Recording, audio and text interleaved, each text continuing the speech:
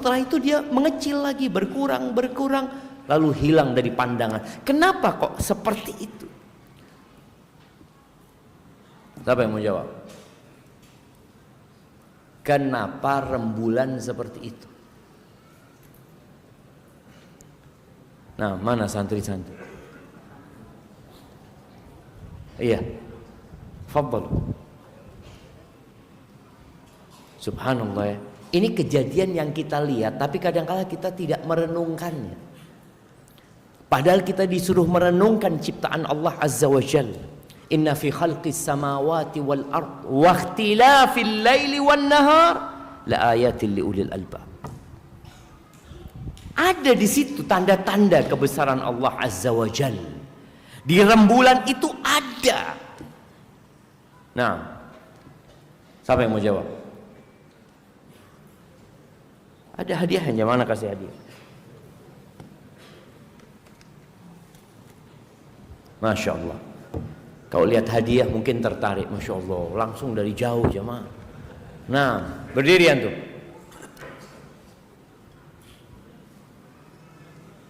Tafadhol, teriak nggak apa-apa sampai ana dengar. Apa? Ulang pertanyaannya, astagfirullahaladzim. Jauh-jauh anda di Jember, pertanyaannya suruh ngulangin jemaah. Nah, fadhol. Iya, kenapa kok seperti itu? Apa tujuannya? Untuk apa? Untuk menentukan waktu. Waktu apa?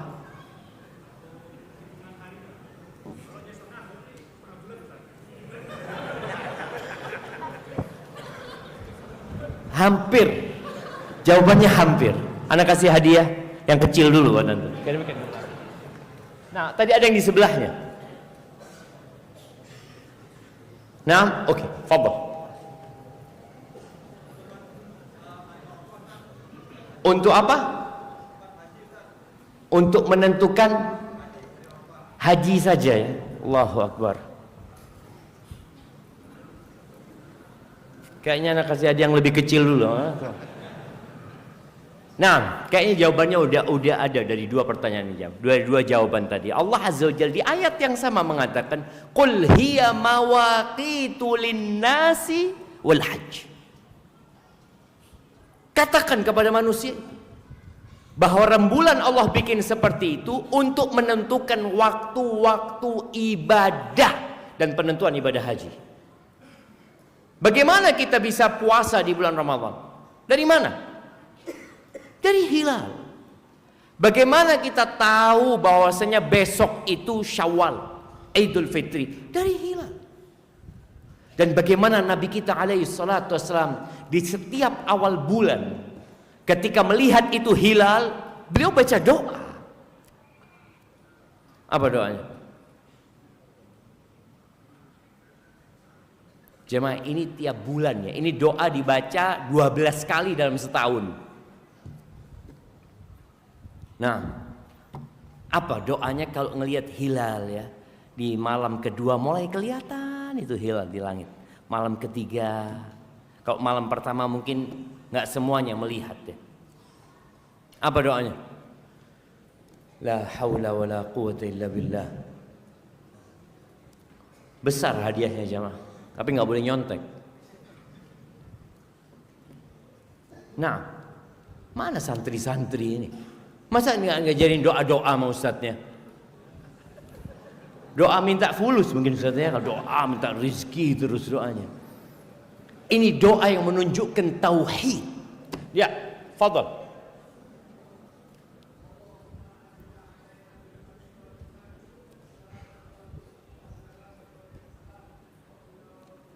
Ahsanta, masya Allah, barakallahu fikum. Kirimkan ke belakang jamaah.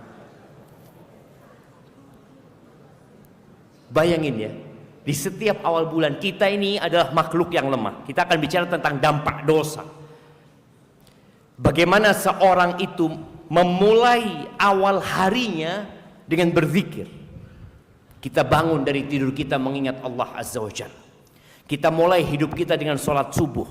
Lalu kita baca zikir pagi. Tapi di setiap awal bulan kita ternyata disyariatkan untuk baca doa juga. Ketika ngelihat itu hilal, Allahumma ahillahu alaina bil amni wal iman wassalamati wal islam rabbi wa rabbukallah. Ada sebagian orang yang menjadikan rembulan sebagai sesembahan. Kita tahu ceritanya Nabi Ibrahim. Ketika melihat bulan itu terbit, Nabi Ibrahim mengatakan, hadza rabbi. Ini Tuhanku, ini Tuhan. Ini yang disembah oleh manusia. Ciptaan Allah Azza wa Jalla. Maka di awal bulan kita mengatakan, ya Allah, jadikan awal bulan ini awal bulan yang penuh dengan keamanan dan keimanan, yang penuh dengan keselamatan dan nilai-nilai Islam. Lalu bagaimana kita mengikrarkan tauhid dengan mengatakan Rabbi wa Rabbukallah. Rabbi, Tuhanku dan Tuhanmu Allah Azza wa Jalla. Nanti ketemu sama hilal itu lagi. Ahibati fillah, sudah lewat pertengahan bulan Dzulqa'dah, salah satu bulan haram, salah satu bulan haji. Bulan haji itu Syawal, Dzulqa'dah, Dzulhijjah. Bulan haram itu Dzulqa'dah, Dzulhijjah, Muharram sama Rajab. Ketika kita nggak tahu dengan bulan-bulan ini, kita santai aja. Padahal berbuat dosa di bulan haram itu berbeda dengan berbuat dosa di luar bulan haram. Tapi bagaimana umat Islam yang nggak tahu dengan bulan haram akan menghargai dan akan menjaga dirinya dari perbuatan dosa? Dianggap semuanya sama. Dzalika ad-dinul qayyim fala tadzlimu fihinna anfusakum. Itu tuh agama yang lurus nih. Ini ajaran agama yang benar. Ada 4 bulan haram itu yang harus diagungkan dan dihormati. Jangan kalian membolimi diri kalian sendiri di bulan-bulan itu. Kita sepanjang tahun nggak boleh berbuat dosa. Nggak ada ceritanya, oh ini bulan boleh berbuat dosa. Nggak ada. Tapi ada bulan-bulan yang perbuatan dosa di waktu itu lebih dahsyat lagi perhitungannya. Siapa yang hari ini tidak berbuat dosa? Angkat tangan. Jemaah, kadangkala kita merasa nggak punya dosa. Mikir apa ya dosa anak hari ini? Ya, alhamdulillah aman. Gitu. Rasul sallallahu alaihi wasallam mengatakan, kullu bani Adam khata'. Semua anak Adam itu pelaku dosa. Pelaku dosa yang banyak. Khata'. Jadi kalau ada orang mengatakan, ana udah lama nggak berbuat dosa, Ustaz. Nah, ucapan dia itu dosa. Udah lama untuk nggak berbuat dosa. Berapa banyak orang yang tidak tahu mana dosa dan mana yang bukan dosa. Berapa banyak orang yang hidup bergelimang dosa tapi merasa bersih dari dosa. Berapa banyak orang yang hidup dari riba. Bertahun-tahun dia melakukan itu. Di masyarakat, di kampung, di desa. Mereka melakukan itu merasa, loh nggak apa-apa Ustaz. Soalnya kita itu ridho birridho Ustaz. Ana ridho. Oh gitu. Ana ingat dengan seorang anak di Jakarta. Ketika dia belajar dan dia faham tentang syariat Allah Azza wa Jalla, lalu dia meninggalkan pekerjaannya. Dia ngomong sama ibunya. Dia ngomong sama istrinya. Ternyata ibu dan istrinya tidak setuju dia resign dari tempat riba itu. Enggak, engkau ini ikut aliran apa? Enggak benar, kata dia. Bayangin. Sang ibu tidak merasa anaknya berbuat dosa. Dan sang istri tidak merasa suaminya melakukan dosa. Apa penyebabnya? Semua orang melakukan itu dan tidak ada masalah. Apa yang dilakukan anak? Sang anak tidak ingin kehilangan ibunya. Sang anak juga tidak ingin kehilangan istrinya. Maka dia tiap hari berangkat dengan seragam yang sama dari rumah. Dia keluar rumahnya, dia naik mobil, sampai mobil dia lepas seragamnya. Dia kerja taksi online. Sore dia pakai lagi seragam. Subhanallah jemaah. Antum bisa bayangkan berapa banyak orang yang bergelimang dosa tapi dia tidak merasa yang dia lakukan itu dosa. Ahibati fillah. Dan siapa yang melakukan dosa, ada pintu untuk merubah diri dan menjadi lebih baik. Maka kata Nabi SAW, wa khairul khatta'in at-tawwabun. Dan sebaik-baiknya orang yang melakukan dosa adalah yang kembali kepada Allah Azza wa Jalla. Ya, kita sudah ditakdirkan berbuat dosa. Di antara hikmahnya agar engkau tidak congkak dan sombong, tidak sok suci, agar engkau terus memohon kepada Allah, engkau memanggil nama Allah, Ya Ghafur, ighfirli. Bayangin ya, doa yang diperintahkan untuk dibaca ketika malam Lailatul Qadar itu apa? Allahumma innaka afuun tuhibbul afwa fa'fu anni. Di malam yang lebih baik dari 1000 bulan kita disuruh minta maaf sama Allah Azza wa Jalla. Suruh minta maaf. Katakan, ya Allah, Allahumma innaka afu. Ya Allah, engkau maha pemaaf, engkau cinta dengan maaf, maafkan aku. Siapa yang disuruh baca doa ini? Aisyah radhiyallahu taala anha, istrinya Nabi, putrinya Abu Bakar Siddiq radhiyallahu anhu. Bapaknya Aisyah radhiyallahu taala anhu, Abu Bakar, pernah minta doa sama Nabi SAW. Ya Rasulullah, alimni du'aan aqra'uhu fi salati. Ya Rasulullah, ajarkan kepada aku sebuah doa yang aku baca pada waktu aku sholat, pada waktu aku bermunajat memohon kepadamu, kepada Allah Azza wa Jalla. Apa doanya? Nah,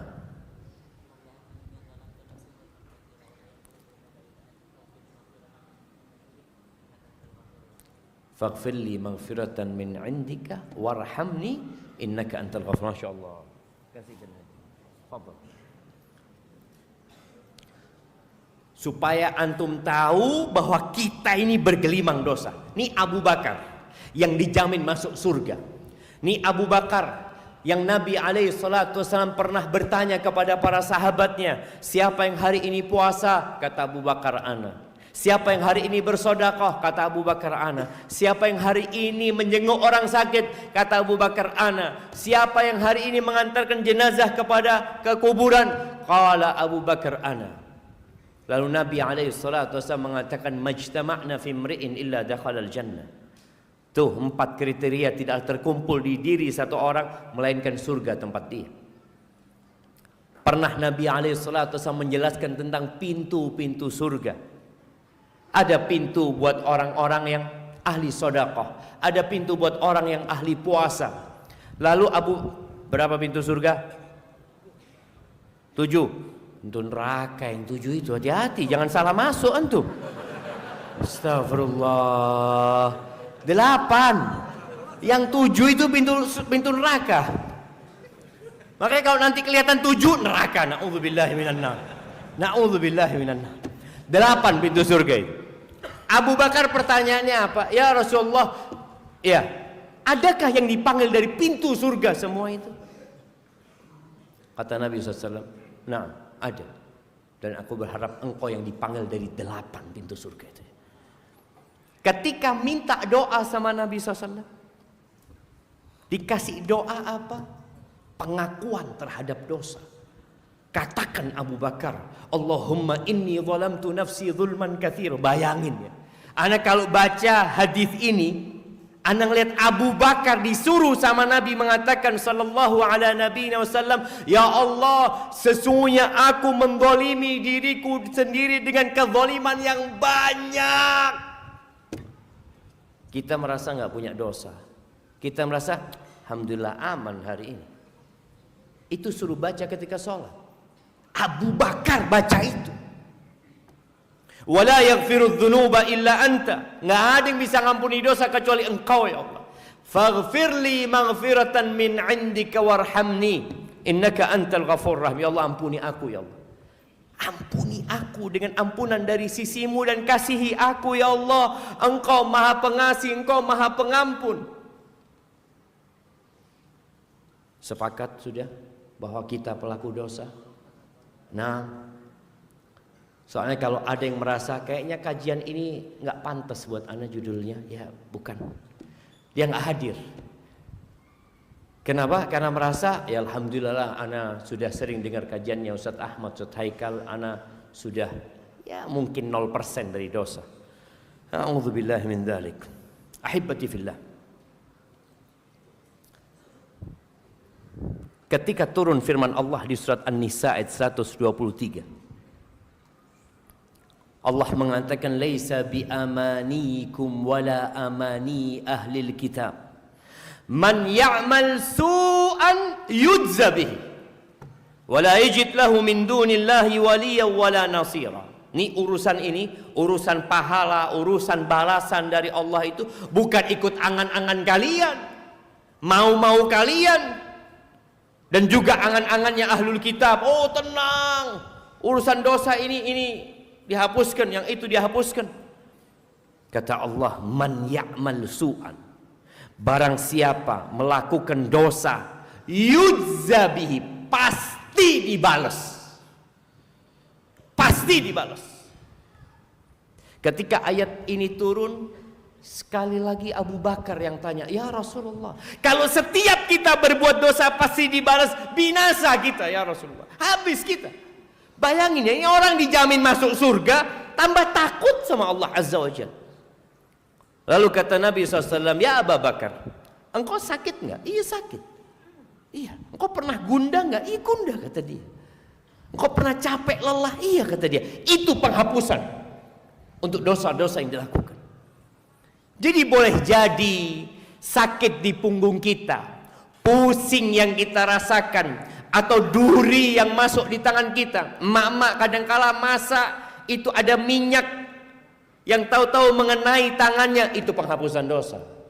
Engkau habis berbuat dosa, engkau punya dosa, engkau punya kesalahan.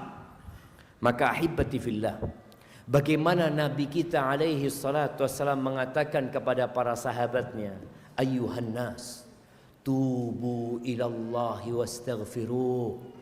Wahai umat manusia, bertobatlah kalian, beristighfarlah kalian, memohonlah kalian kepada Allah ampunan. Fa inni atubu ilallah wa astaghfiruhu fil yawm akthar min 70 marra. Beliau mengatakan, aku nih tiap hari aku mohon ampun sama Allah, beristighfar, bertobat kepada Allah lebih dari 70 kali. Itu Nabi loh. Jadi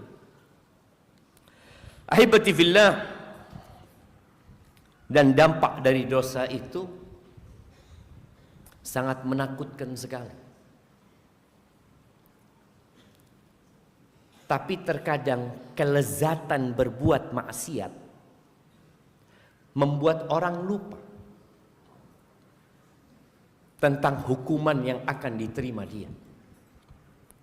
Kita melihat orang-orang yang jual beli narkoba. Kenapa dia lakukan itu? Padahal hukumannya jelas.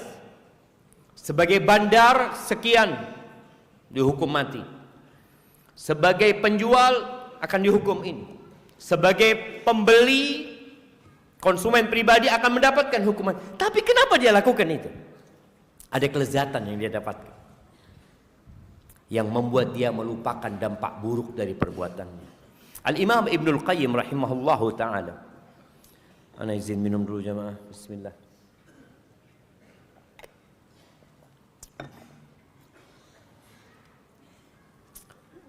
Beliau mengatakan, wa hadhil ma'asi laha adrarun 'alal qulub.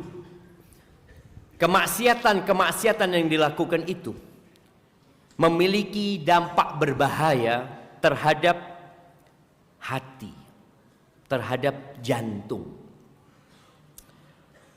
Seperti bahayanya racun untuk tubuh manusia. Ya tentunya racun itu bertingkat-tingkat bahayanya. Ana ingat ketika ana digigit ular kobra jemaah.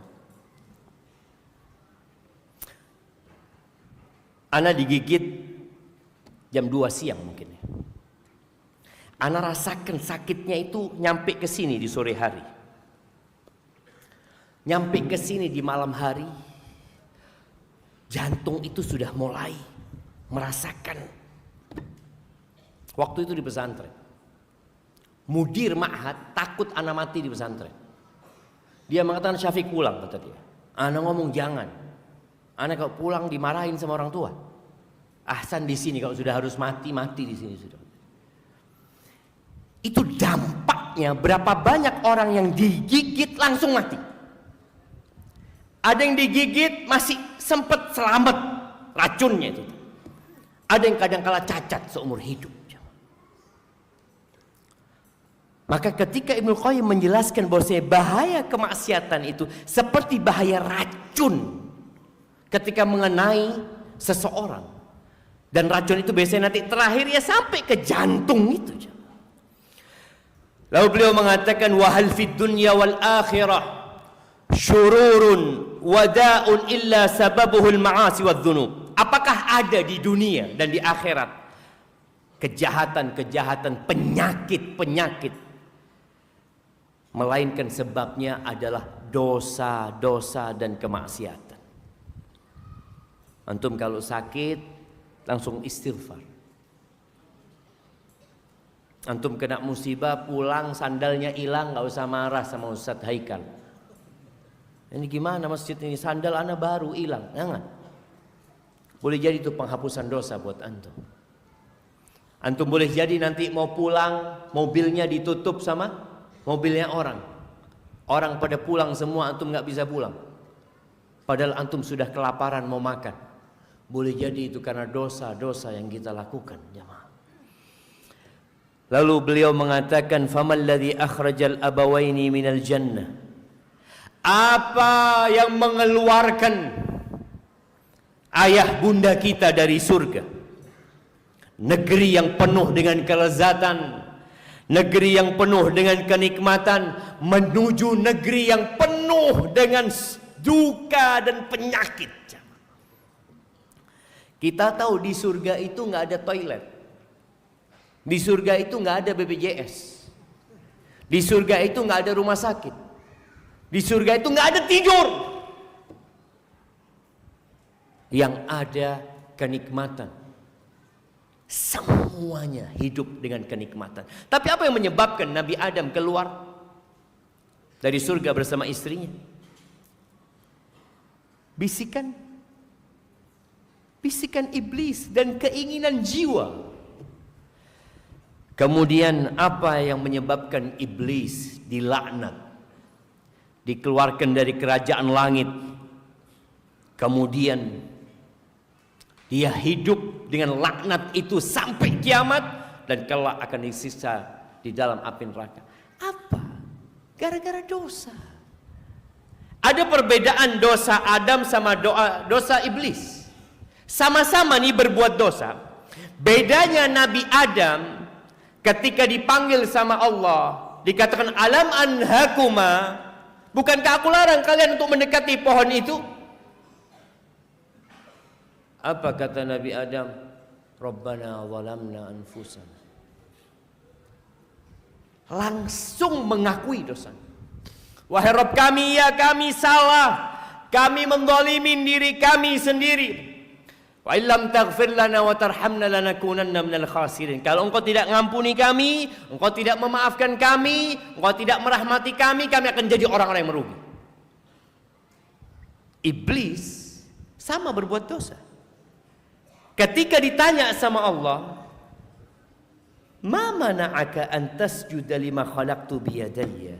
Apa yang menyebabkan engkau enggak mau sujud? Menolak perintahku untuk sujud kepada yang kuciptakan dengan kedua tanganku. Apa jawaban iblis? Ana khairun minhu. Aku lebih baik dari dia. Sama-sama berbuat dosa, tapi beda sikap keduanya. Maka kita tahu apa yang terjadi dengan iblis dan apa yang terjadi dengan Nabi Adam alaihissalam. Kemudian apa yang menyebabkan bumi ini tenggelam jemaah? Di masa Nabi Nuh alaihissalam. Nabi Nuh itu sayang sama kaumnya. Berapa tahun Nabi Nuh itu berdakwah?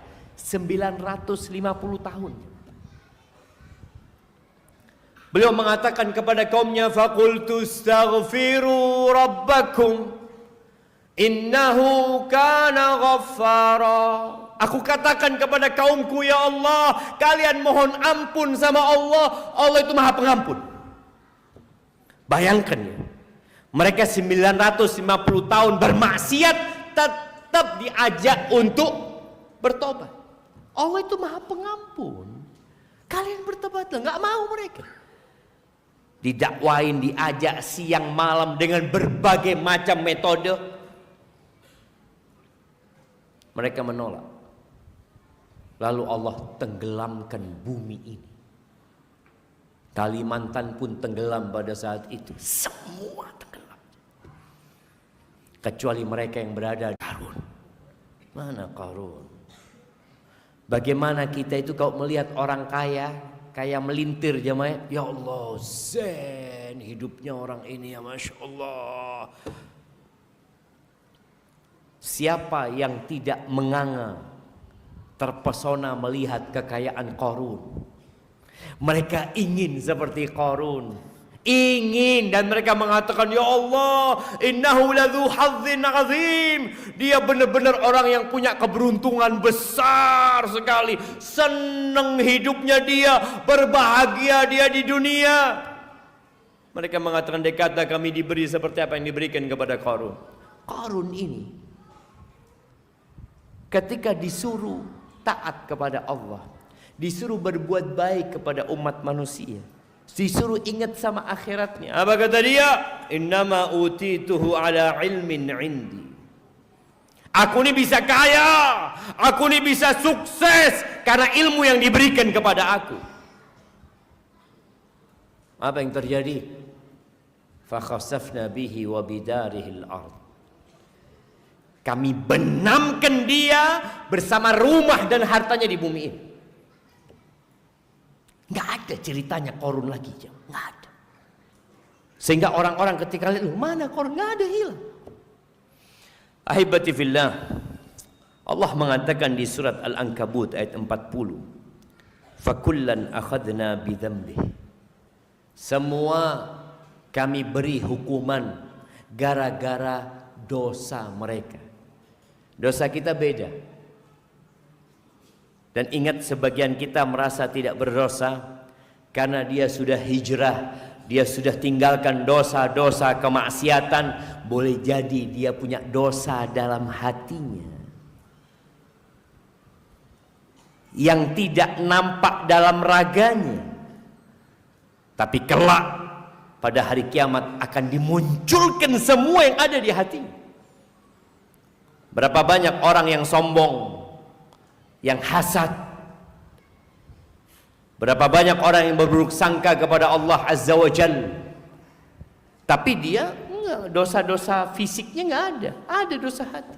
Dan semua akan diberi hukuman berdasarkan dosa mereka. Faminhum mar arsalna alaihim hasiba. Ada yang kami kirimkan kepada mereka bebatuan dari langit, menghancurkan mereka.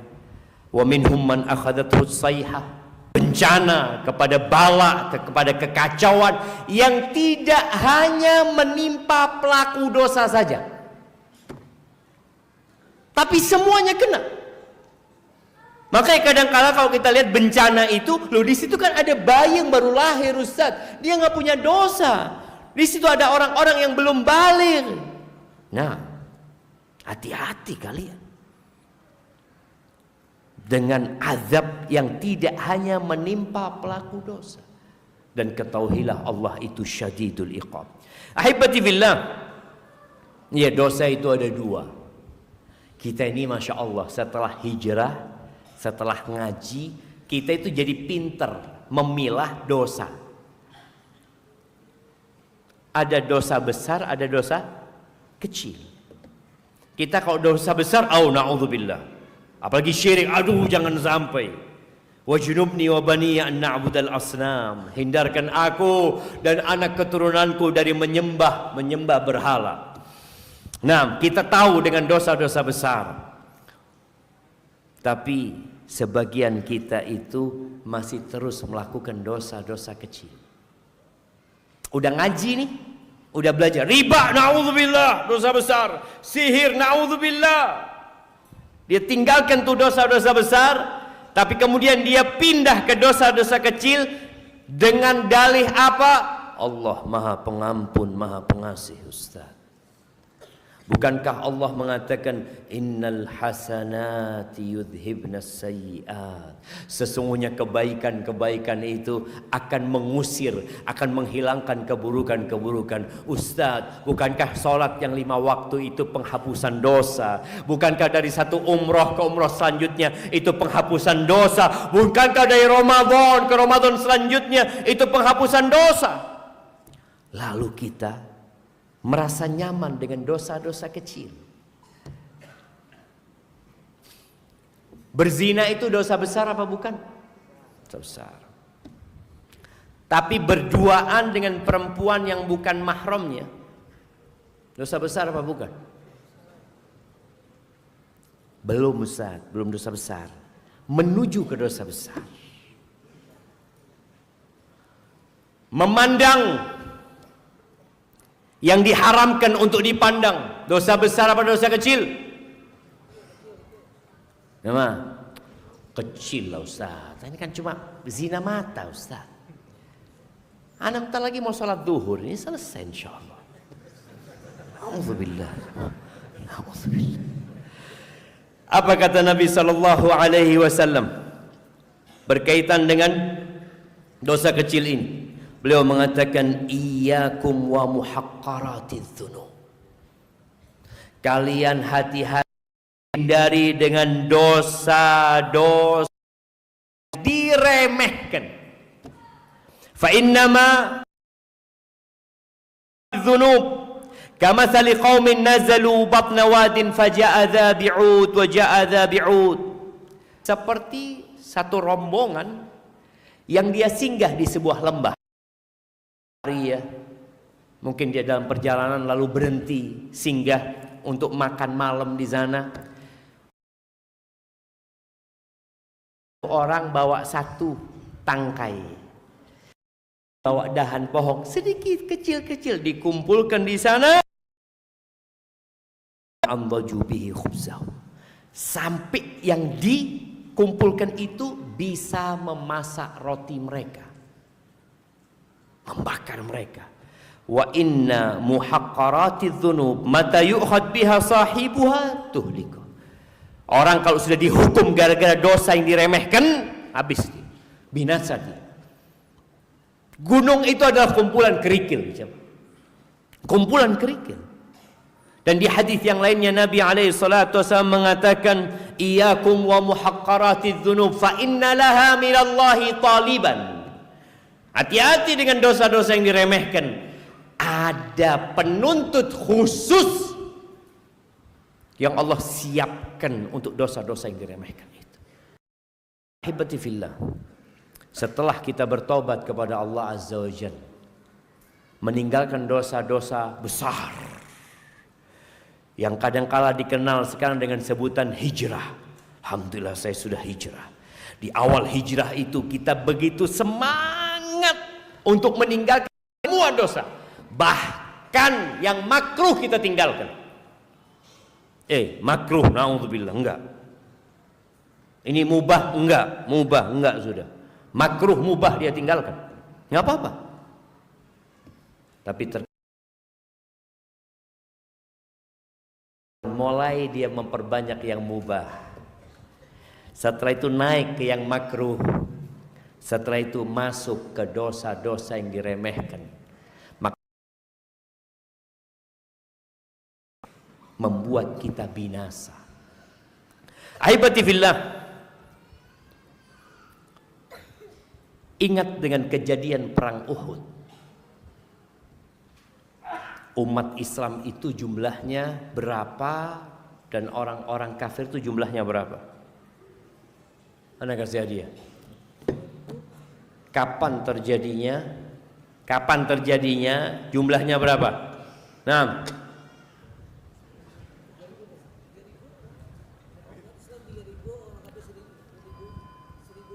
umat Islam 3.000, umat Islam 300, orang kafir 1.000. Itu perang Badar. Nah, tafadhal. Masya Allah, barakallahu fikum. Umat Islam jumlahnya 700, orang-orang kafir 3.000. Perang Uhud. Kapan itu terjadi?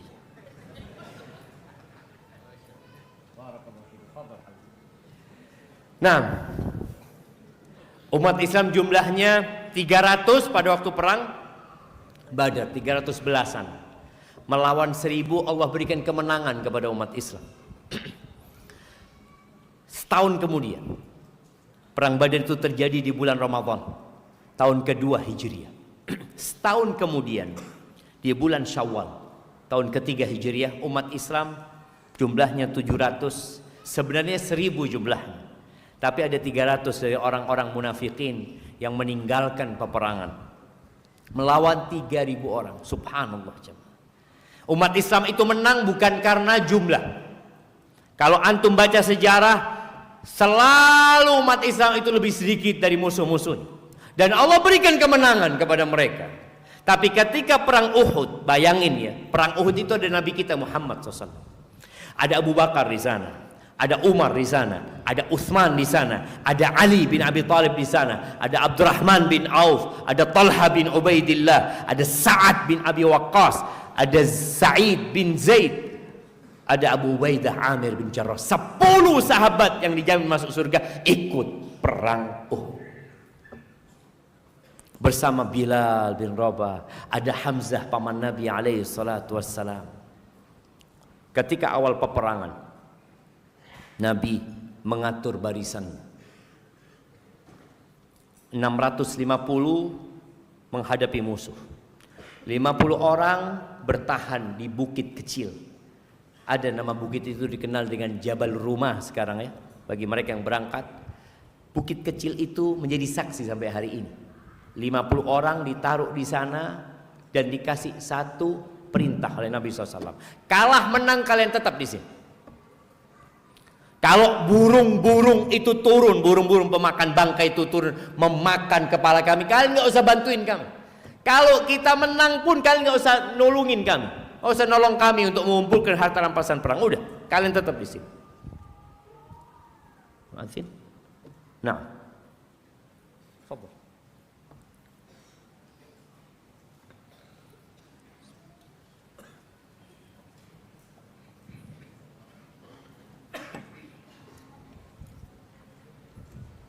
Allahu Akbar, Allahu Akbar. Allah, asyhadu an la ilaha illallah.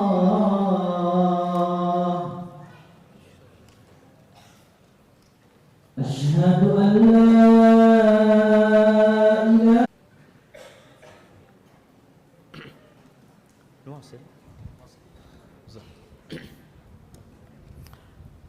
sampai mana tadi kita? Uhud. Di atas pohon. Iya. Kalau di Kalimantan di atas pohon mungkin ya. Iya, tapi di sana di atas bukit. Nabi udah pesan sama mereka. Dan subhanallah, Allah berikan kemenangan kepada umat Islam.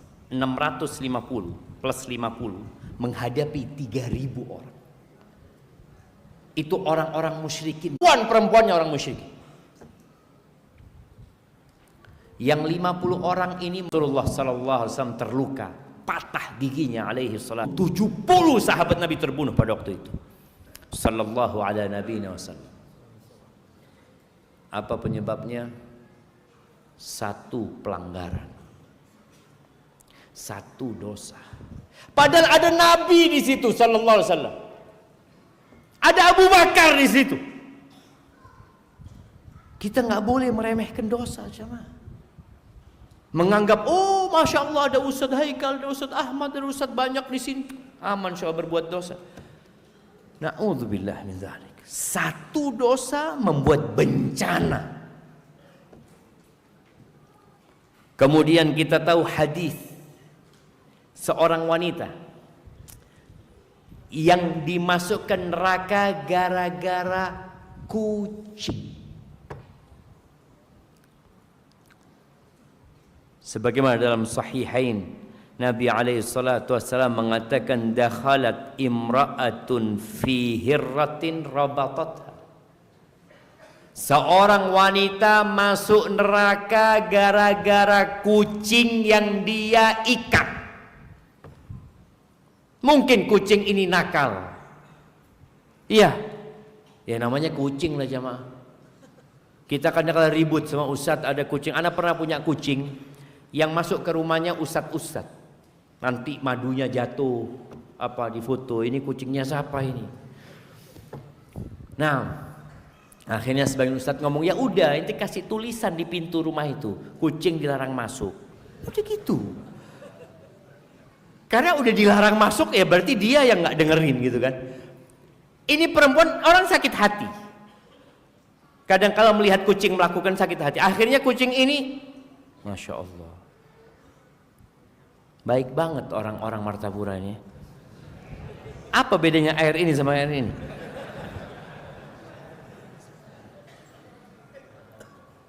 Sama aja, nggak ada beda. Tadi ana husnudzon, kayaknya air anget nih jamaah. Ternyata enggak ya. Insyaallah. Barakallahu fikum. Iya, itu kucing karena nakal, karena bikin sakit hati, mungkin makan ikan, makan apa, akhirnya diikat. Tidak ada satupun yang akan dizalimi. Nggak ada. Kita nggak akan mendapatkan dalam catatan kita dosa orang lain. Nggak ada. Dan tidak akan ada pengurangan dari dosa kita juga. Enggak, semua akan disempurnakan. Wa in kana mithqala habbatin min khardalin ataina biha wa kafa bina hasibin. Walaupun yang kau lakukan itu seberat biji sawi, kami akan datangkan. Antum pernah lihat biji sawi? Mungkin yang di pertanian melihat. Antum bawa tuh biji sawi ke toko emas. Antum izin, saya mau nimbang. Berapa berat biji sawi ini? Mungkin di timbangan emas itu nggak berasa, nggak ada beratnya. Tapi kata Allah, ataina biha, kami akan datangkan. Jadi semua dicatat dan semua akan dipaparkan kepada kita. Dan sekarang ini ada satu dosa yang sepertinya warganet dan netizen itu meremehkan dosa ini. Dosa tulisan. Dulu jarang yang bisa menulis, tapi orang ngomong. Kata Nabi alaihi salatu wassalam di dalam hadis yang diriwayatkan Imam Bukhari dan Muslim, innal abda la yatakallamu bil kalimati ma yatabayyan fiha. Sesungguhnya ada orang yang mengucapkan sebuah kalimat yang dia nggak jelas omongan ini gitu. Pokoknya dia ngomong aja semaunya dia. Berapa banyak orang yang nulis komen nggak mikir dia. Nih yang kau tulis ini diridhain Allah apa enggak? Yang penting dia ngikutin nafsunya. Apa yang terjadi? Yahwi biha finnar ab'ad ma bainal masyriq wal maghrib. Dia akan terjatuh di dalam api neraka yang lebih jauh jaraknya antara timur dan barat. Gara-gara apa? Satu kalimat. Maka antum jangan sembarangan tulis komentar. Antum pastikan dulu yang ana tulis ini bermanfaat tidak. Ketika nggak ada manfaatnya, ya tinggalin. Ketika bermanfaat, oh bermanfaat. Tapi apa tujuanmu nulis? Berapa banyak orang yang menulis hanya untuk menunjukkan eksistensi dirinya. Riya'an wa mufakharatan. Ada. Maka tolong jangan meremehkan urusan dosa ini. Dan kalau bicara dampak buruk dari dosa, dihalangi dari ilmu. Berapa banyak orang yang hadir ke kajian pulang ditanya, tadi Ustadz nyampaikan apa? Wallahu a'lam, apa tadi ya? Antum hadir di majelis ilmu, tapi doanya Bismikallahumma amutu ahli. Gara-gara dosa, jamaah. Maka tolong ketika antum belajar nggak masuk-masuk, ketika antum belajar tapi kok kayaknya ilmu yang didapat nggak bermanfaat, tidak membuat antum lebih dekat sama Allah Azza wa Jal, banyak-banyak istighfar. Mohon ampun kepada Allah Azza wa Jal. Suara apa itu? Nah, ketika Imam Syafi'i yang mengadu kepada Imam Waqi' ya, yang dia mengatakan syakautu ila waqi'in su'a hifzi fa arsyadani ila tarkil ma'asi wa akhbarani bi anna al-ilma nurun wa nurullahi la yu'tahu 'asi. Ini buat khususnya buat para santri ya. Para santri, kalau engkau menghadapi kesulitan menghafal, kesulitan memahami penjelasan ustaz, kenapa fulan faham, anak kok nggak faham? Kenapa fulan hafal, kok anak nggak hafal? Antum duduk istighfar, mohon ampun sama Allah Azza wa Jalla. Boleh jadi karena dosa-dosa kita. Dihalangi dari rizki. Nah, ini ada orang yang terus berbuat dosa, dia melihat rizkinya anak kok terpuruk Ustaz ya. Tapi anak lihat fulan Ustaz sholat nggak pernah, wallah nggak pernah sholat, maksiat. Tapi fulusnya tambah banyak Ustaz. Anak yang soft pertama utangnya belum lunas sampai sekarang. Kita melihat. Makanya biasanya yang soft pertama ini banyak orang-orang susah jemaah.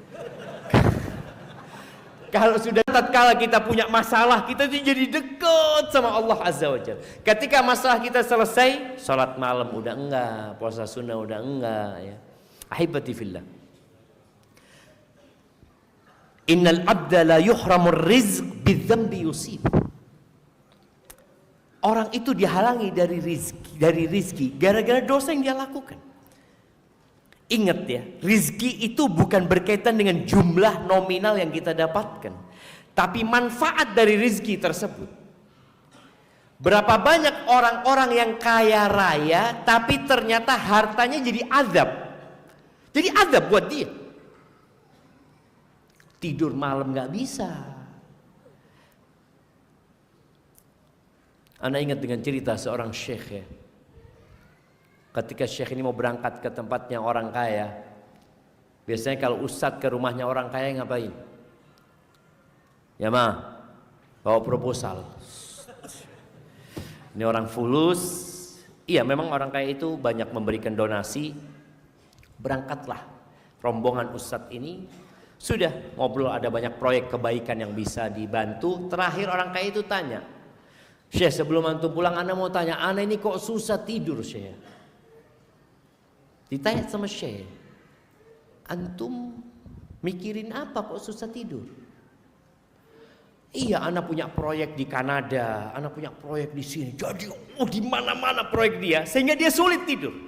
Ternyata hartanya jadi apa? Azab buat dia. Kata dia, akhirnya dikasih nasihat, lalu dikatakan, udah engkau gantung hartamu kepada Allah Azza, serahkan sama Allah Azza wa Jalla, niatkan buat akhiratmu, engkau sudah. Insya Allah engkau bisa tidur kata dia. Akhirnya pulang nih para syekh ini lewat pasar. Di pasar itu ada kuli angkut lagi tidur beralaskan kerdus. Bantalnya itu tali ya, tali yang biasa dia gunakan untuk ngikat-ngikat dia angkat itu, dia gunakan bantal disusun bulat gitu, dia tidur. Katanya syekh, ya Allah, tuh orang yang duitnya miliaran nggak bisa tidur, ini kuli angkut enak tidurnya tadi. Bayangin. Maka jangan sampai gara-gara dosa harta yang Allah berikan kepada antum nggak bermanfaat, nggak jadi rizki buat antum, bahkan jadi azab. Maka dalam sebuah hadis disebutkan dalam doa itu, Allahumma inni a'udzubika min malin yakunu alayya azaban. Ya Allah, aku berlindung kepadamu dari harta yang jadi azab buat kami. Maka kalau antum susah usahanya, atau hartanya punya banyak tapi cepat habis, kok kayaknya nggak berkah, boleh jadi karena dosa yang dikerjakan. Kemudian urusannya dipersulit. Nah, kita ini semua punya masalah, jemaah. Masalah di keluarga, masalah menghadapi mertua, mungkin mertua menghadapi menantu, istri menghadapi ipar. Ada banyak masalah. Suami istri juga bermasalah, anak-anaknya juga bermasalah. Cobalah, bukan cobalah, antum perbanyak istighfar mohon ampun kepada Allah Azza wa Jalla. Karena Allah mengatakan, "Waman yattaqillaha yaj'al lahu makhrajan wa yarzuqhu min haitsu la yahtasib." Kata Allah, barang siapa yang bertakwa kepada Allah. Bertakwa itu melaksanakan perintah, menjauhi larangan gitu. Meninggalkan dosa-dosa, Allah akan berikan solusi buat masalah dia. Dan Allah akan berikan rizki dari arah yang tidak disangka-sangka. Sebagian orang tuh berpikir rizki itu ya gaji. Oh bukan. Banyak rizki yang Allah berikan kepada kita. Dan boleh jadi yang kita dapatkan di luar gaji lebih besar. Antum tahu dikasih rizki sehat sama Allah Azza wa Jalla. Ada satu orang di Jember. Ini kata sohib, dia berobat ke Singapura. Habis 15 miliar 2 pekan di Singapura. Pulang tetap sakit. Antum bisa bayangin. 15 miliar pulang tetap sakit. Berarti antum dikasih sehat itu rizki loh dari Allah Azza wa Jalla. Nikmat. Urusannya dimudahkan oleh Allah Azza wa Jalla, itu nikmat ya. Masuk rumah ketemu istri, pulang ngomong sama istri, "Afwan, hari ini kok ana belum dapat rezeki." Kata istrinya, "Ahlan wa sahlan." Antum nggak bawa fulus, nggak ada urusan. Yang penting pulang ke rumah ini tetap. Jangan ke rumah yang lainnya gitu. Artinya urusannya jadi mudah, Masya Allah. Itu dengan meninggalkan dosa. Ketika urusan antum dipersulit, antum lihat kita ini banyak dosa. Dan tanda cinta Allah kepada hambanya itu dikasih bala supaya kita balik kepada Allah Azza wa Jalla.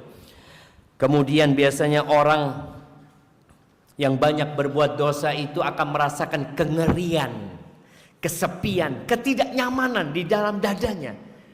Suntuk, galau, gundah gulana, dosa.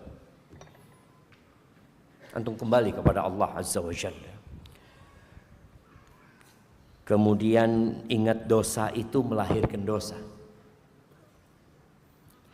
Jangan merasa aman dengan dosa yang kita lakukan karena kita tahu ilmunya. Aku nggak mungkin menikahkanmu dengan aku karena aku Nasrani dan engkau Muslim.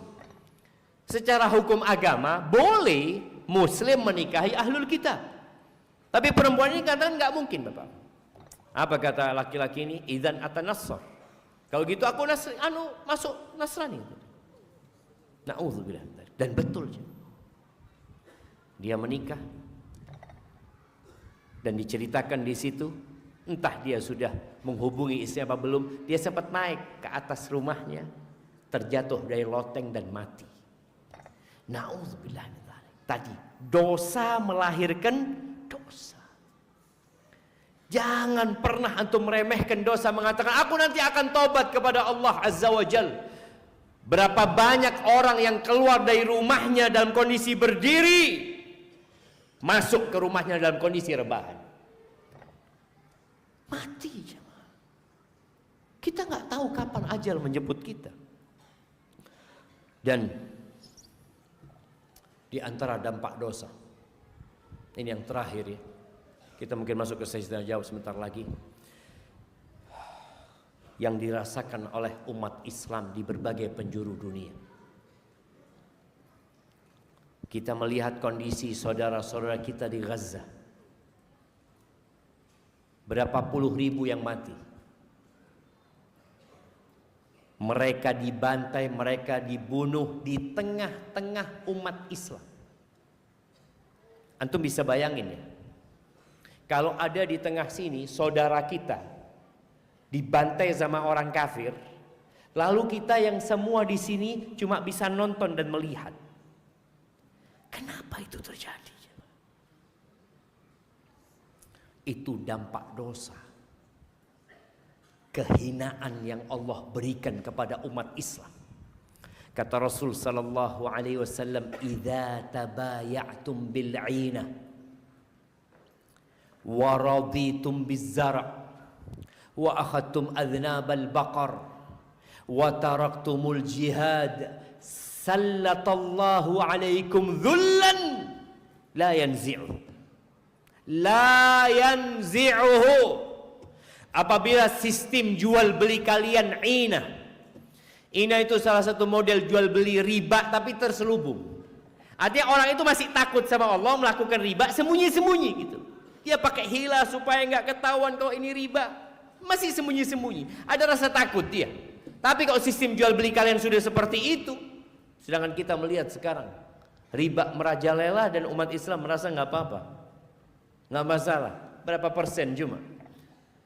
Dan kalian sibuk dengan pertanian kalian, sibuk dengan dunia kalian, dengan peternakan kalian, dan kalian meninggalkan mau minta pertolongan kepada PBB, ya. Oh, bukankah mereka negara-negara yang bisa membantu? Allah yang bisa membantu. Tapi kita nggak kembali kepada Allah.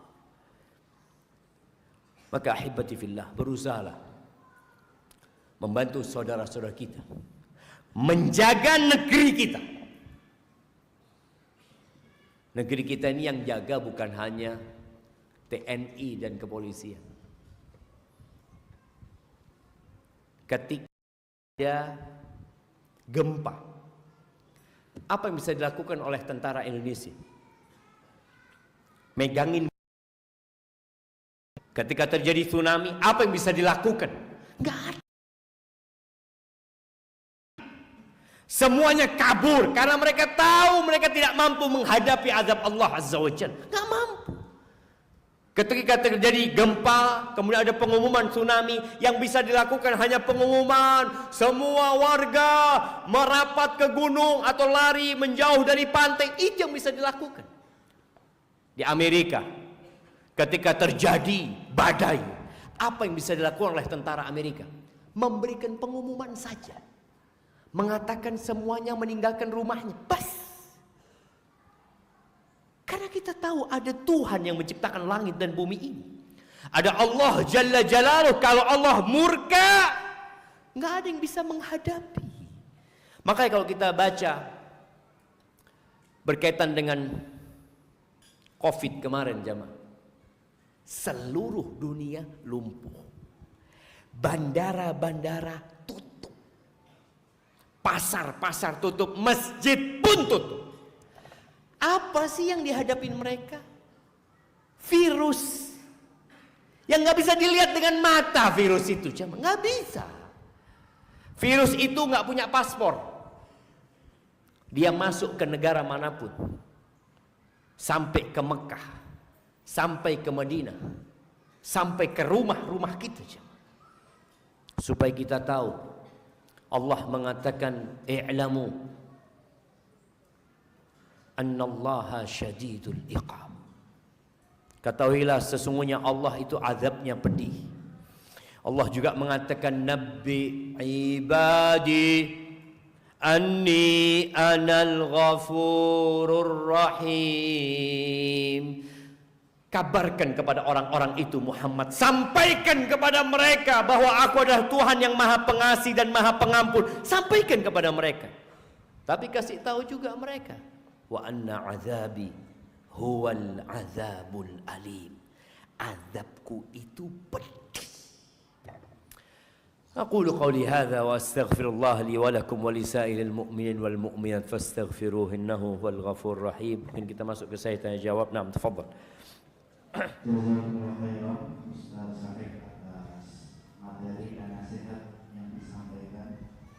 Semoga kita bisa mengambil faedah dan manfaat yang banyak dari nasihat yang beliau sampaikan.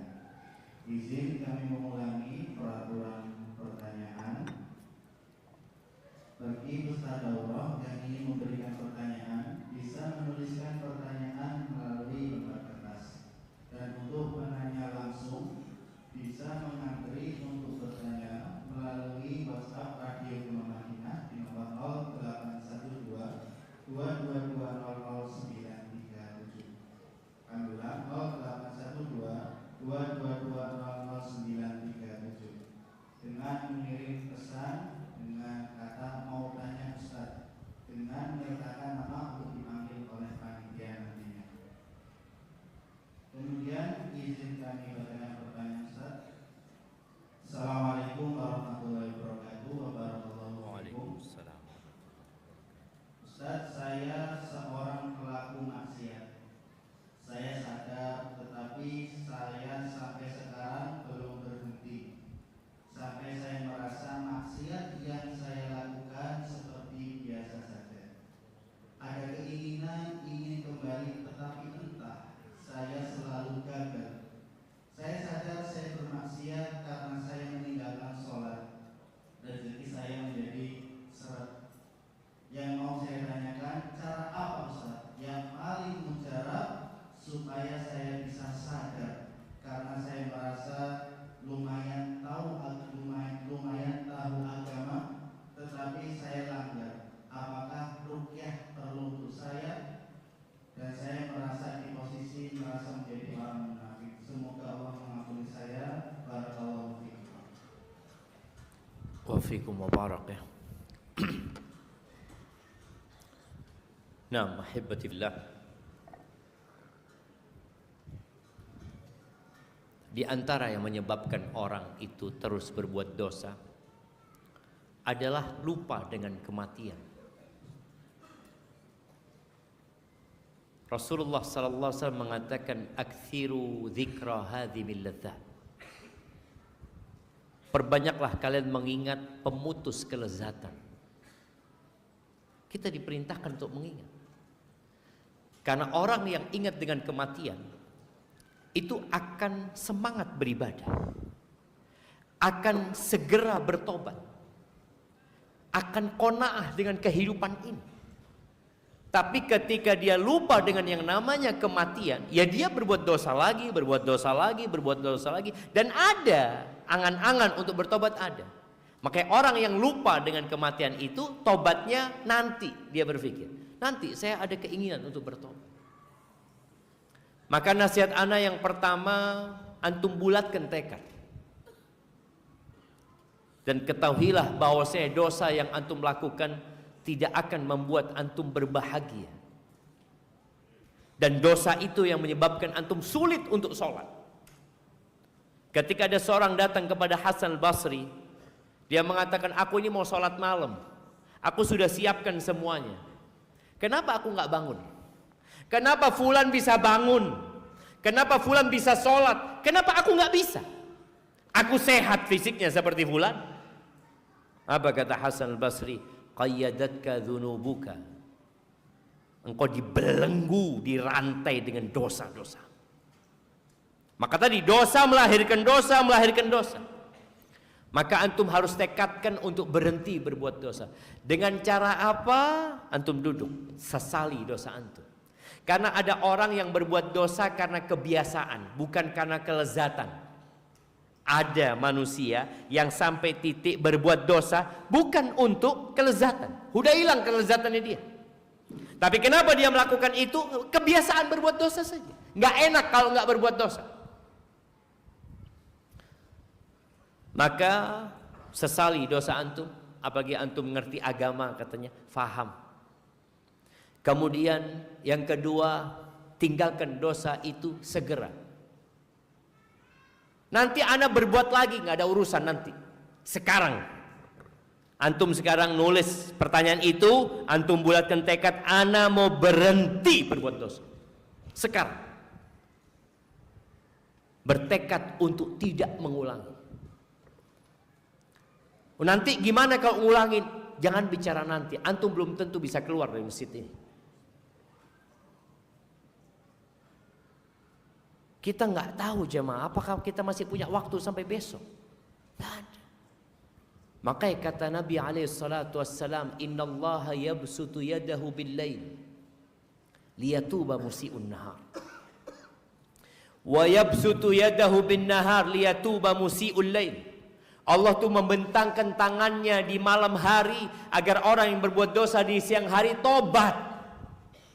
Tobat, berhenti berbuat dosa. Perkara nanti terjebak dalam dosa, nggak tahu apakah akan hidup. Yang penting malam ini antum tekad berhenti berbuat dosa. Ketika berbuat dosa di malam hari, siang hari antum tobat, jangan nunggu malamnya lagi. Enggak. Sudah berhenti berbuat dosa. Sesali. Kemudian setelah itu antum perbanyak istighfar. Antum duduk. Habis sholat duha, antum duduklah. Baca Rabbighfirli wa tub alayya innaka antat tawwabur rahim. Baca sama artinya. 100 kali antum baca.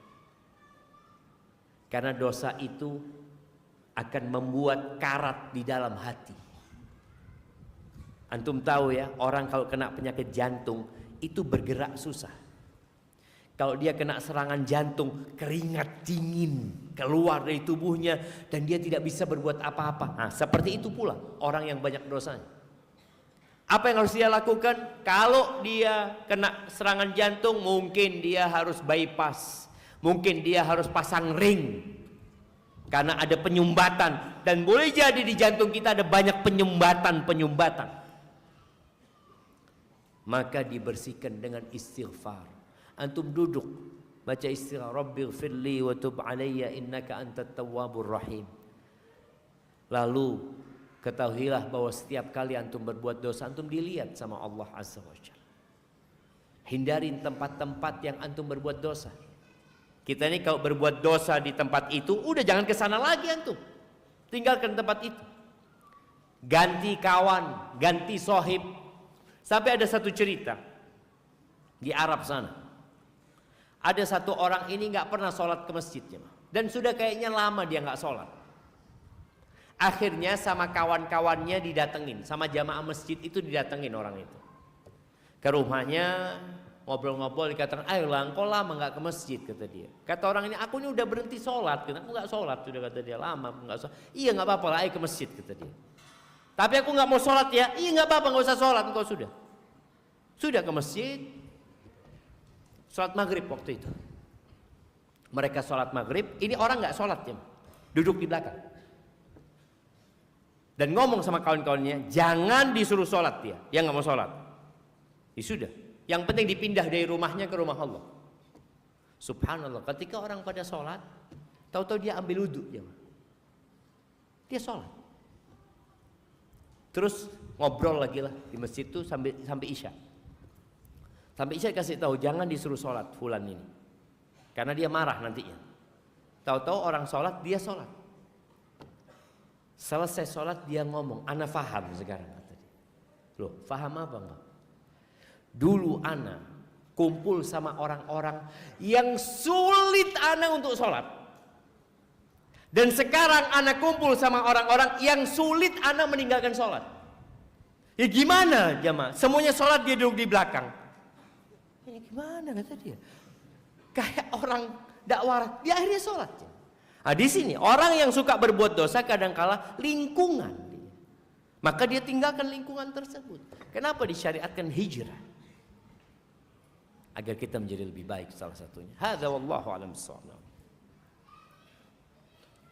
Berikutnya kami persilahkan atas nama Abdul Latif, supaya bisa bertanya langsung melalui mikrofon yang disediakan di tengah lantai 1.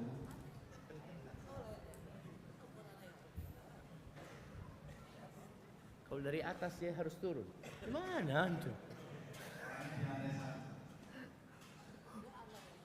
Oh itu, tafadhal.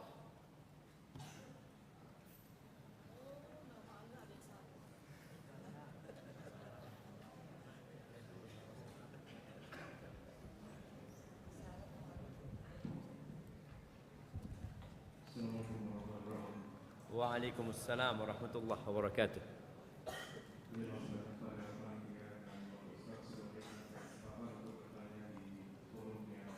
Mudah-mudahan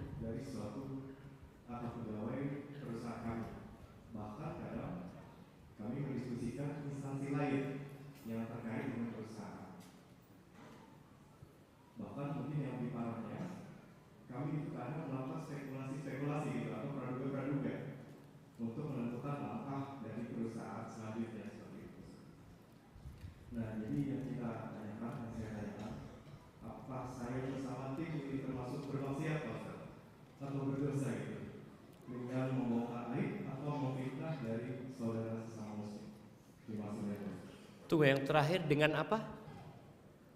Dibacakan yang terakhir tadi. Apakah saya berdosa dengan tim? Iya, dengan membongkar aib gitu. Membongkar Atau aib. fitnah dari saudara sesama muslim. Masya Allah, barakallahu fikum. Iya, kayaknya jawabannya sudah antum jawab sendiri. Kalau bicara membongkar aib saudaranya, perusahaan mungkin mendiskusikan adanya pegawai yang perlu dibina, nggak apa-apa. Ketika ada pegawai yang malas, yang apa, kemudian dicarikan solusi bagaimana menyelesaikan masalah dia, kemudian dipanggil, itu termasuk usaha perbaikan. Bukan ngomongin yang sekedar menyenangkan hati, tapi dalam rangka memberikan perbaikan. Karena ya namanya perusahaan adalah karyawan-karyawan yang perlu dibina ya, yang mungkin melakukan kesalahan, pencurian atau apa. Itu dari pihak manajemen melakukan itu untuk pemanggilan, nggak ada masalah. Tapi kalau sekedar ngomongin keburukannya orang tersebut atau mencari-cari aib orang tersebut, kata Nabi sallallahu alaihi wasallam, "Man tatabba'a aurata akhi, tatabba'a Allah aurata." Barang siapa yang mencari-cari kesalahan saudaranya, kekurangan saudaranya, maka Allah akan membongkar kesalahan dia, akan dicari-cari kesalahan dia. Dan kalau Allah sudah mencari-cari kesalahan hambanya, binasa dia. Di rumahnya Allah bongkar kesalahan dia. Maka tadi kumpul sama tim, ketika mereka mengobrolin tentang seorang karyawan, antum tanya, tunggu dulu, kenapa kita ngomongin fulan? Tanyakan, agar mereka menggunakan akal sehat mereka. Kalau ternyata iya nggak ada, dosa, udah nggak usah. Tapi kalau kita mau mencari solusi bagaimana memperbaiki fulan, loh, ini memang tugas manajemen gitu. Bagaimana karyawan-karyawan itu menjadi lebih baik. Yang kedua, kalau bicara menfitnah, apa yang dilakukan fitnah tadi? Anda belum paham. Misalnya seperti ini Ustaz, karena kita kan belum tahu kebenaran dari satu instansi atau seorang gitu. Jadi kita melakukan spekulasi-spekulasi dalam rapat tersebut seperti itu. Nah itu apakah bila tidak betul apakah termasuk memfitnah kami Ustaz? Tunggu, jadi membicarakan itu tanpa bukti, tanpa dalil, ya nggak boleh. Allah Azza wa Jalla mengatakan, ya ayyuhalladzina amanu ijtanibu katsiran minadh-dhann inna ba'dadh-dhanni itsm wa la tajassasu wa la yaghtab ba'dukum ba'dha. Kata Allah, wahai orang-orang beriman, kalian jangan, hindarilah berbanyak dhon, prasangka. Ini mungkin gini-gini. Ketika nggak ada landasannya, nanti jadinya dosa. Wala tajassasu. Kadang-kadang kita ngomongin seperti itu, lalu langkah yang kedua mencari-cari.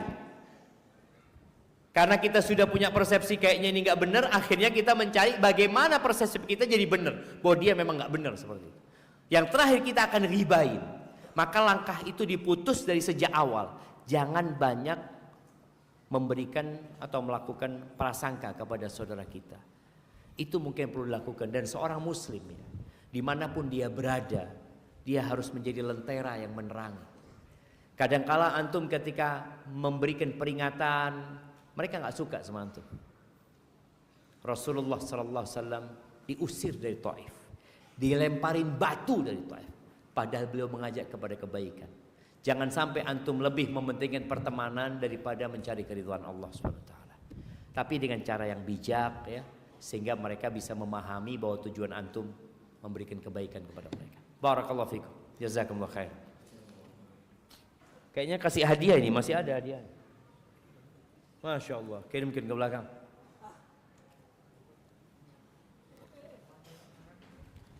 Jazakumullah khairan, Ustaz. Pertanyaan berikutnya, Ustaz, bagaimana agar kita tidak meremehkan dosa?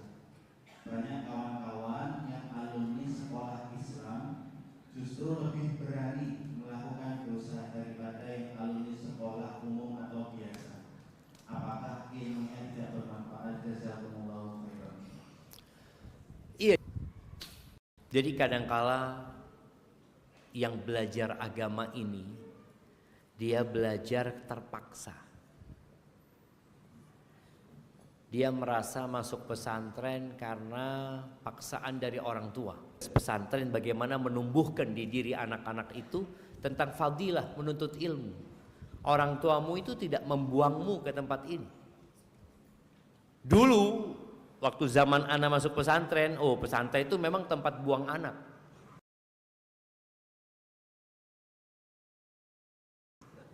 Iya, kalau anak pinter, taat, sopan, nggak masuk pesantren, umum. Tapi kalau yang nakal-nakal, nggak nurut masuk pesantren. Jadi ancaman yang menakutkan pesantren itu jemaah. Akhirnya kita di pesantren kumpul sama anak-anak nggak benar semua gitu. Sekarang udah nggak, masya Allah. Kesadaran orang tua, tapi kadangkala anaknya belum sadar. Di sini harus ada kerjasama antara orang tua sama pesantren. Maka biasanya kalau awal-awal masuk pesantren itu kita dikasih bimbingan tentang keutamaan menuntut ilmu ya, supaya mereka tahu apa fadilah yang akan didapatkan ketika seorang menuntut ilmu agama, lalu kedudukan yang tinggi di sisi Allah, warisan para nabi, yang nanti harapannya anak ini tidak lagi terpaksa masuk pesantren. Dia di pesantren itu merasakan, ya Allah benar ya, anak dapat ini dapat itu. Nah, kembali kepada pertanyaan tadi, kenapa ada ya nggak semuanya ya oknum sebenarnya yang ditanyakan ini oknum. Kalau dikatakan tadi, kenapa yang belajar agama kok lebih mudah berbuat dosa daripada yang umum? Itu oknum. Ada yang seperti itu. Maka tugas kita adalah menumbuhkan kesadaran tentang bahwa berbuat dosa itu memberikan dampak buruk kepada kita. Ada orang yang meninggalkan dosa itu seperti orang yang, kenapa engkau kok nggak makan sate kambing sama lemaknya, kan enak katanya. Enggak katanya, anak kata dokter sudah harus ngurangin itu. Dia meninggalkan gara-gara ada informasi, karena dia ingin menyelamatkan dirinya. Jadi ada orang yang memikirkan kesenangan dirinya, tapi ada orang yang memikirkan keselamatan dirinya. Ketika memikirkan kesenangan dirinya, dia akan berbuat dosa. Karena memang surga itu diliputin dengan hal-hal yang dibenci oleh jiwa, dan neraka itu dikelilingin oleh hal-hal yang disukai oleh syahwat manusia. Itu mungkin yang perlu dilakukan. Kemudian memperbanyak istighfar. Kadang-kadang diingatkan ya, orang yang ngerti dan orang yang tidak ngerti itu bedanya dalam cara berdakwah. Kalau orang itu nggak paham agama, dikasih nasihat, itu nggak boleh. Dia tahu, nggak boleh ternyata Ustaz. Iya, anak nggak tahu Ustaz, jazakallah khair gitu ya. Ada orang yang paham agama, ngerti hukum, tapi dia nggak ngamalin. Maka cara berdakwahnya itu selain kita mengingatkan, tapi kita juga menyebutkan tentang fadilah-fadilah atau ancaman-ancaman. Sehingga ada ketertarikan dan ada kekhawatiran dia untuk melakukan dosa tersebut. Dia khawatir Allah murka sama dia khawatir tadi rizkinya dia disempat, masalahnya jadi ruwet, sehingga dia meninggalkan itu dosa. Yang ketiga, ada orang yang suka mendebat. Ada orang kalau dikasih tahu, kayak tadi, ya kan dosa kecil Ustaz, udahlah jangan terlalu berlebihan dalam beragama. Ini ya harus ada dialog, dan Allah mengatakan wajadilhum billati hiya ahsan. Kita perlu berdialog dengan dia dengan cara yang lebih baik. Karena ada orang yang ketika belajar tentang hukum sholat berjamaah, dia awalnya suka sholat berjamaah jemaah. Setelah dia bahas adanya khilaf di antara para ulama, nggak berjamaah lagi dia. Ternyata ada khilaf Ustaz. Sudah anak sholat di rumah aja. Padahal langkah dia dari rumah diangkat derajat, dihapuskan dosa. Padahal ketika dia masuk masjid baca doa, ketika dia sholat berjamaah dapat 27 derajat yang Allah berikan kepada dia. Nah, ini kadang-kala dia tinggalkan, maka perlu adanya proses mengingatkan dia seperti itu. Barakallahu fikum. Nah, syukur atas jawabannya. Kami bacakan pertanyaan dari Akhwat. Bismillah, Afwan Ustaz izin bertanya, bagaimana cara menghindarkan diri dari selalu memikirkan seseorang yang bukan mahram kita? Barakallahu fikum.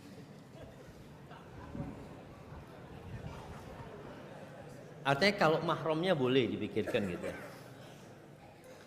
Ya jamaah, ada yang namanya jatuh cinta. Siapa yang tidak pernah jatuh cinta? Apa yang harus dilakukan ketika seorang jatuh cinta, kemudian dia memikirkan laki-laki tersebut atau laki-laki memikirkan perempuan tersebut?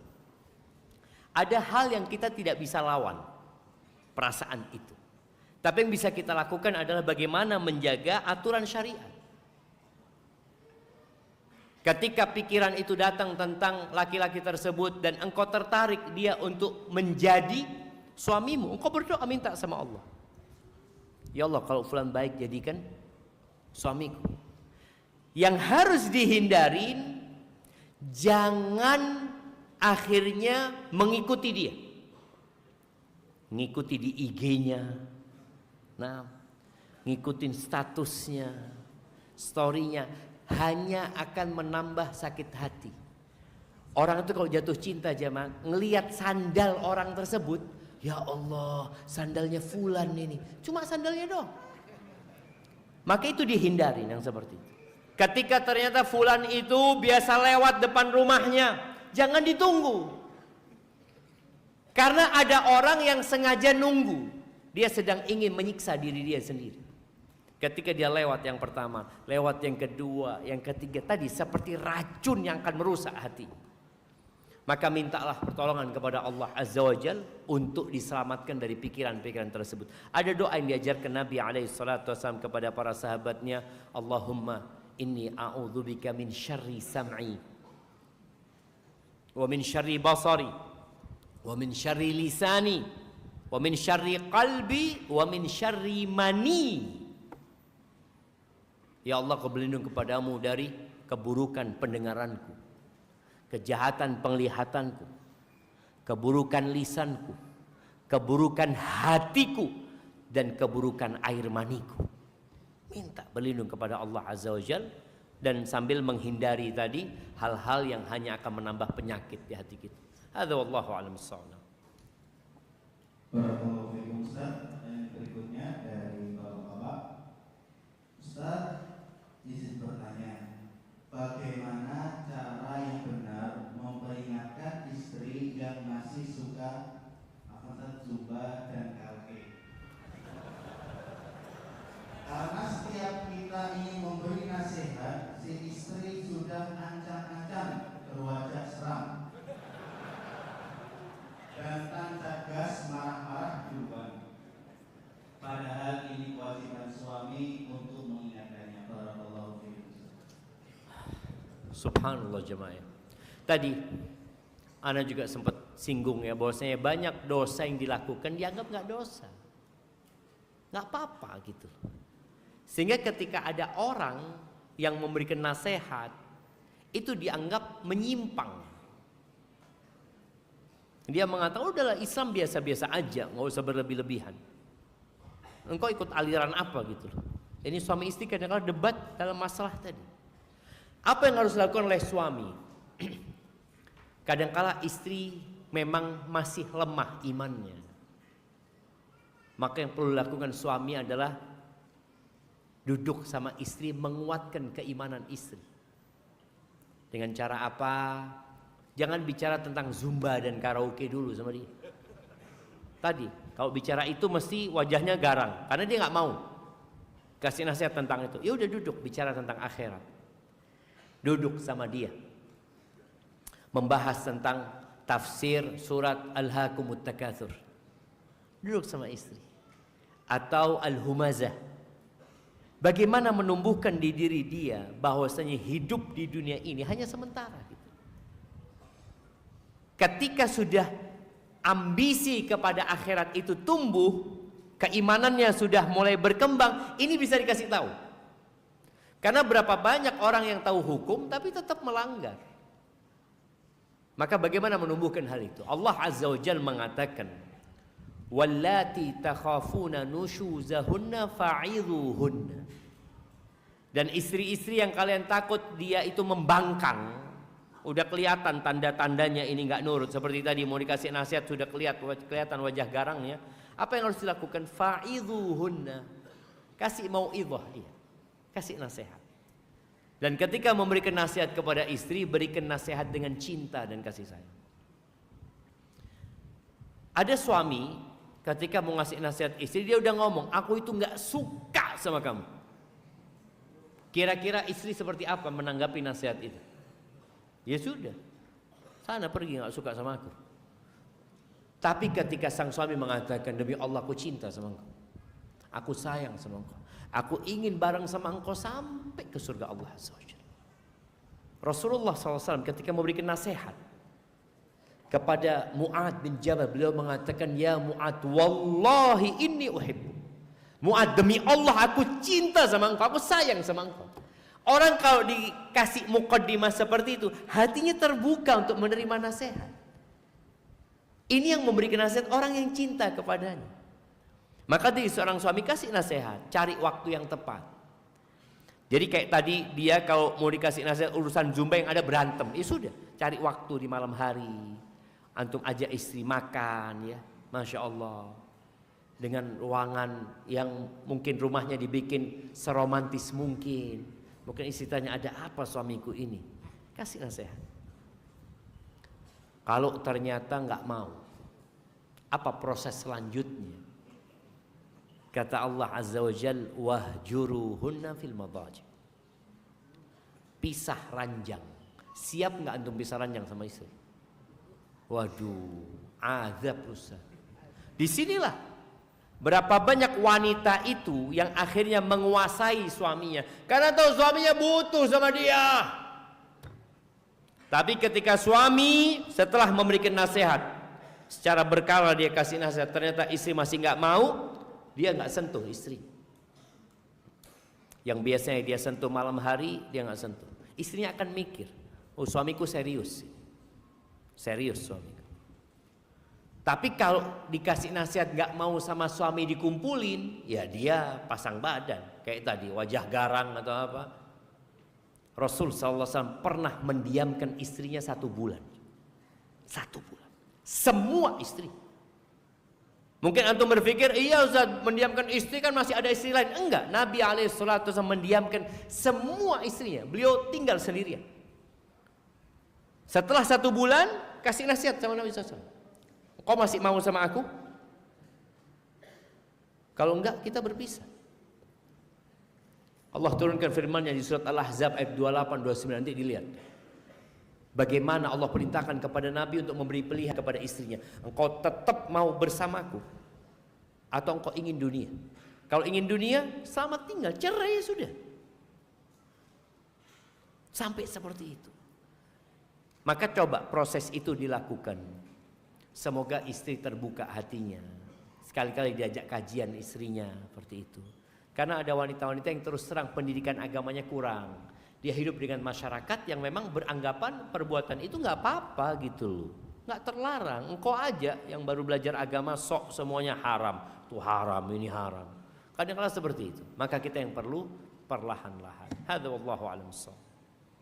Barakallahu fiikum Ustaz. Kemudian kami persilahkan penanya langsung atas nama Jiwo Rahmadin untuk mendatangi mikrofon.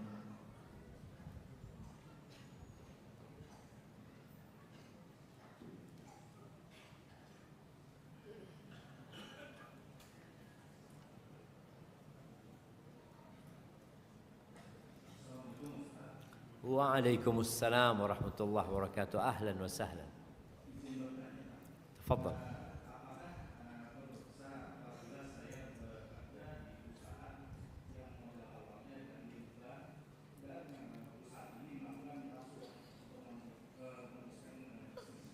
Melakukan apa? Dengan rishwah. Rishwah. Rashwah, oke. Siap. Barakallahu fikum. Nah, ya kalau bicara modal awalnya riba, artinya dia pinjam dengan riba, tapi perusahaannya itu bukan riba, maka insya Allah dosanya ya ditanggung oleh perusahaan yang berkaitan dengan ribanya. Ketika antum bekerja di tempat itu nggak ada masalah insya Allah, karena pekerjaan antum halal. Pekerjaan selama pekerjaan yang antum lakukan halal, itu insya Allah nggak ada masalah. Ataupun berkaitan dengan masalah rishwah, Di sini rishwah ar-rashi wal murtashi finnar. Orang yang menyogok dan disogok itu neraka.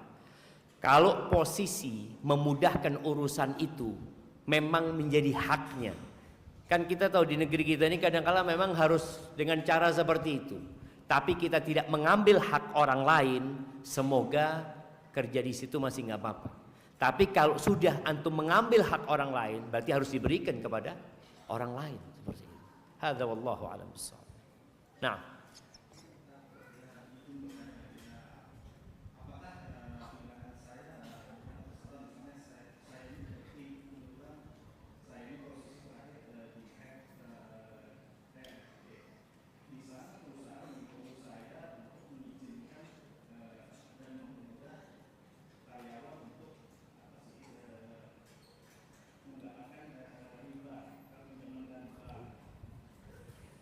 ya, kalau itu ada ta'awun, maka berusaha untuk meninggalkan posisi itu.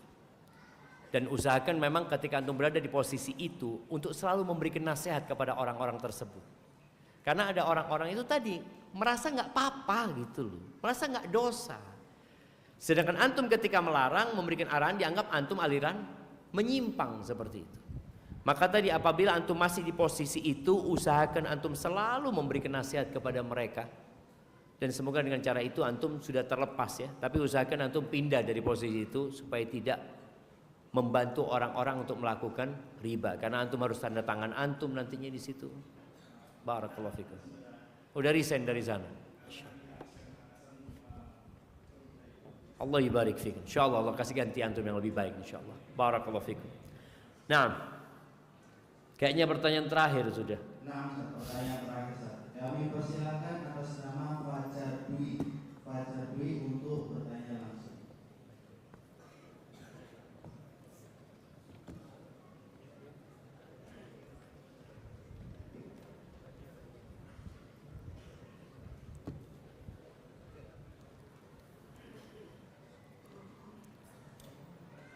Tadi yang tanya langsung kasih hadiah lagi, yang mana hadiahnya? Nah, kirimkan ke beliau. Nah, yang tanya tadi, tafadhal Mas Fajar. Waalaikumsalam warahmatullahi wabarakatuh.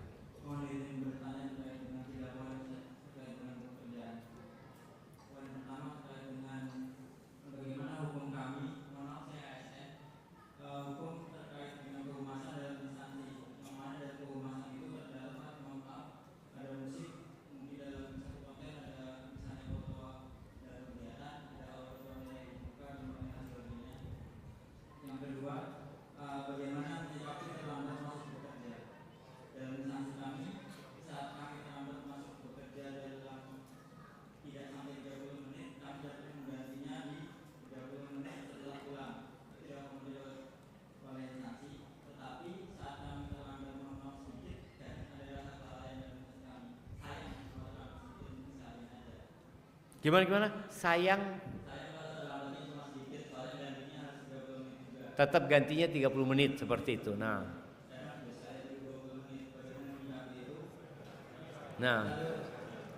Yang ketiga, bagaimana menjaga hubungan dengan lawan jenis dalam suatu organisasi, serta saat bekerja, kadang-kadang kami terlambat sholat menasihatnya. Masya Allah, barakallahu fikum. Ahibati fillah. Berkaitan dengan yang pertama ya. Terkadang kita hidup di tempat yang kita tidak bisa menghilangkan kemungkaran tersebut. Tapi kalau antum tidak bisa menghilangkan, paling tidak keberadaan antum mengurangi kemungkaran tersebut. Karena ada sebagian kita yang cuma hidup di sana untuk cari makan. Tidak ada keinginan untuk beramar ma'ruf dan bernahi mungkar. Padahal kata Allah Azza wa Jalla, kuntum khaira ummatin ukhrijat linnas ta'muruna bil ma'ruf wa tanhauna 'anil munkar. Kalian ini adalah umat yang terbaik yang dikeluarkan untuk umat manusia. Apa kriterianya? Kalian beramar ma'ruf, bernahi mungkar. Dan ketika kita melihat kemungkaran, kita diperintahkan merubah dengan tangan kita. Nggak mampu maka dengan lisan kita, nggak mampu maka dengan hati kita. Maka hendaklah keberadaan antum di tempat itu membuat satu perubahan. Kalau ketika antum masuk ada 10 kemungkaran, mungkin jadi 8. Mungkin nanti jadi 7. Tapi bukan dibiarkan kemungkaran itu terjadi. Kemudian bicara yang kedua tadi, berkaitan dengan terlambat. Kita ini kadangkala bekerja tidak ada unsur ibadah. Kita bekerja ya sekedar cari fulus saja. Padahal kalau tadi sepertinya antum terlambat 5 menit, harus ganti 30 menit. Iya. Ketika antum niatkan lillahi ta'ala, antum akan dapat pahala di situ. Boleh jadi kita melakukan pekerjaan yang bukan pekerjaan kita di kantor itu. Ketika kita berharap pahala sama Allah, akan menjadi ibadah buat kita. Makanya seorang mukmin itu ikrarnya apa? Inna salati wa nusuki wa mahyaya wa mamati lillahi rabbil alamin. Enggak semua dihitung dengan duit. Kalau tadi antum katakan, oh, ana daripada 5 menit ahsan 20 menit. Antum kan merasa rugi kalau ana gantinya 30 menit. Padahal ketika antum mengganti 30 menit dengan berharap keridhaan Allah Azza wa Jalla, maka subhanallah, itu akan jadi pahala di sisi Allah nanti buat antum. Maka berusahalah untuk ya mencari pahala di situ. Walaupun kalau secara hukum ya antum sama, telat 20 menit gantinya 30 menit. Dan kantor membolehkan hal itu. Tapi jangan sampai jadi kebiasaan. Jadi kebiasaan buruk nantinya. Yang ketiga, berkaitan dengan kita ini sedang darurat seks bebas, darurat perzinaan. Dan banyak terjadi perzinaan itu ya di instansi, di kantor yang berkumpul laki dengan perempuan. Karena mereka beranggapan nggak ada masalah gitu loh. Padahal dalam agama kita tuh diperintahkan untuk menundukkan pandangan, nggak boleh berduaan dengan yang bukan mahramnya. Maka ketika antum berada di tempat itu, kalau memang harus berinteraksi dengan lawan jenis, berinteraksilah dengan adab syariat. Ada perlunya disampaikan, tapi menjaga pandangan mata dan jangan pernah berduaan dengan lawan jenis kecuali ada orang lain. Ketika harus ngobrol nggak ada ketawa ketiwi. Terus terang jemaah, anak punya kawan cerita, dia pernah punya masalah sama istrinya. Akhirnya dia nggak tidur di rumah, tidur di hotel. Lama dia tidur di hotel. Dia katakan ternyata kawan-kawan anak di kantor selingkuh banyak Ustaz. Jadi mereka tuh nggak pulang ke rumah, pulang ke hotel dulu. Nanti di hotel anak lihat fulana masuk sama fulana, fulan sama ini, kelihatan di sana. Kenapa? Karena memang lingkungan perzinaannya dibuka gitu. Itu mungkin yang perlu dilakukan sambil terus berdoa memohon kepada Allah. Intinya buat semua jemaah, dimanapun antum bekerja, mungkin tempat kerja antum belum selamat dari kemungkaran, masih banyak kemaksiatan. Paling tidak keberadaan antum di situ bisa mengurangi kemungkaran, kalau belum bisa menghilangkan kemungkaran itu secara total. Barakallahu fikum. Moga Allah mudahkan dan moga diberkahin rezeki kita semuanya. Baik. Barakallahu fikum. Nah, ana mau ambil wudhu dulu jemaah. Jazakumullah khairan Ustaz